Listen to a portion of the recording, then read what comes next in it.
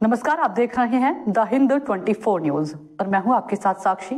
आइए नजर डालते हैं आज की बड़ी खबरों की ओर। আবার তারা পথে নামার হুমকি দিচ্ছেন, বলেছেন ক্ষমা চাইতে হবে, কি বলবেন?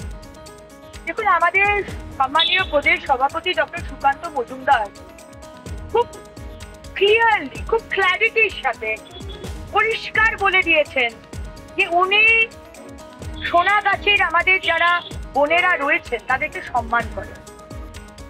আজকে উনি পুলিশকে বলেছেন যে তাদের কোনো আদর্শ নেই, তাদের কোনো নৈতিকতা নেই, তাদের কোনো নীতি নেই, কিচ্ছু নেই।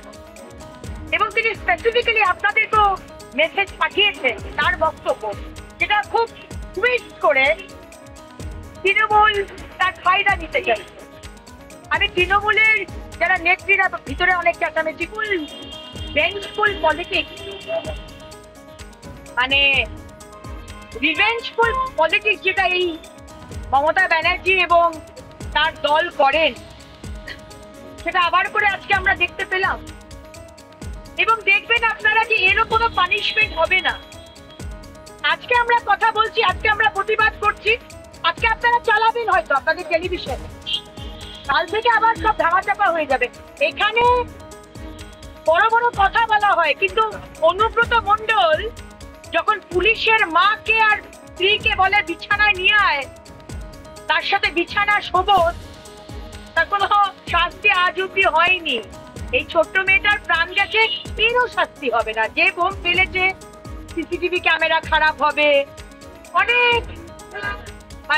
অনেক নাটক আপনারা আবার দেখতে পাবেন, কিন্তু বিচার হবে না।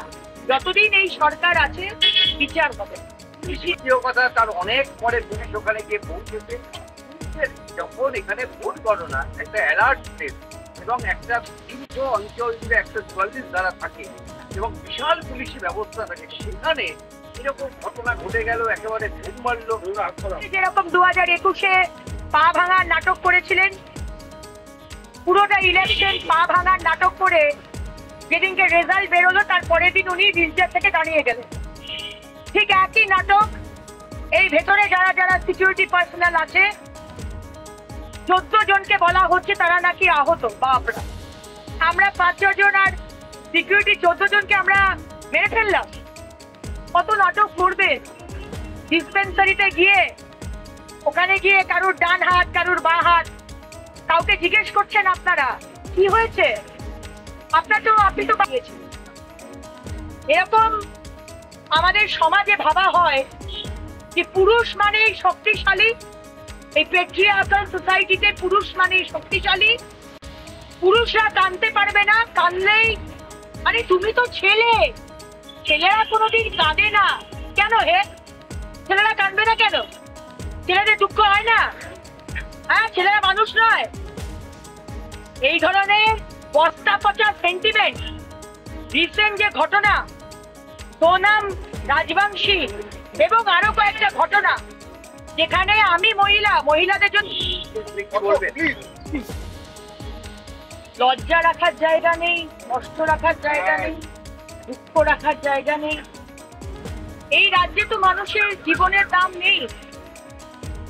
আজকে টিএমসি পার্টি যে দুষ্কৃতীদের পার্টি, ক্রিমিনালসদের পার্টি, অ্যান্টি সোশ্যালদের পার্টি, সেটা আরেকবার করে প্রমাণ করে দিলেন মুখ্যমন্ত্রী মমতা বন্দ্যোপাধ্যায়।